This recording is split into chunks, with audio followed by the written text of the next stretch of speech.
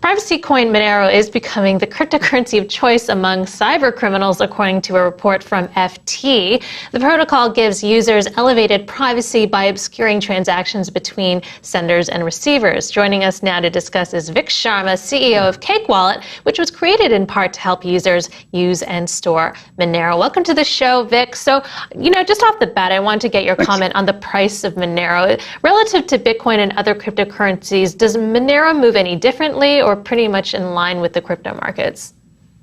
It seems to be moving in line with the crypto markets. The question always is, why isn't Monero price going up? And as your previous segment shows, most of the top 10 coin market cap are all DeFi coins. So I guess that shows right now people are in crypto just to make money, and that's about it. Is Monero the crypto of choice among cyber criminals? What are your thoughts on that? Do you agree, or? I mean, it seems to be going that way. However, I think Bitcoin is still the #1 choice of cyber criminals.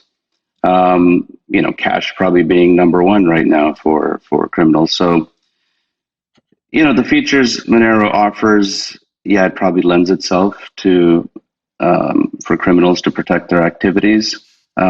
But 10 years ago, you read the same thing about Bitcoin. Do you see that changing? Revil, a Russian cyber criminal group, is reportedly only accepting ransoms in Monero. Colonial Pipeline ransomware attackers asked to be paid in Monero, but accepted Bitcoin at a premium. So do you see this as a trend? Unfortunately, it probably will become a trend. It is a double-edged sword. I think what Monero offers in terms of privacy for everyday use, for what you're buying, what you're not buying. But, again, it is a double-edged sword. But, so is cash, so is Bitcoin. Just a sort of larger question about the markets.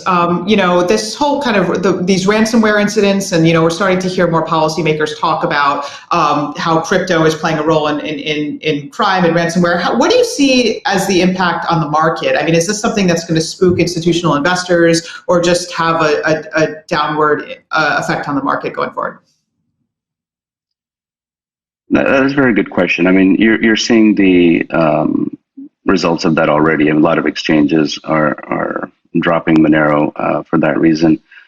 But overall in the crypto space, I think this will be a net positive. Having private transactions, having your balance not being revealed, I think all these things will have a net positive in the end. So besides pirates and hooligans and criminals, who else is using Monero? Who are the buyers? Who are the sellers?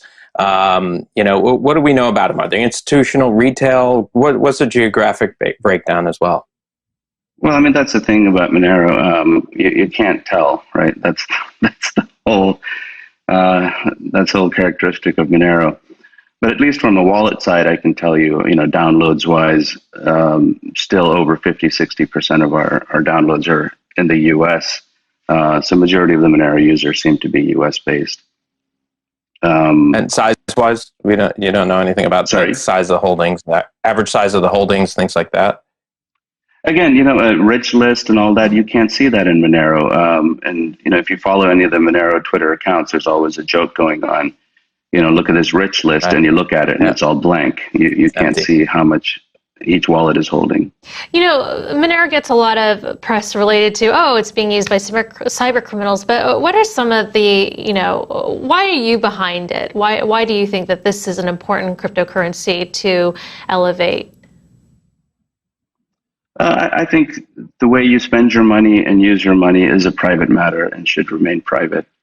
The same way as right now, when you go pay for something with your credit card, you don't want to show your whole balance in your bank account or your balance on your credit card.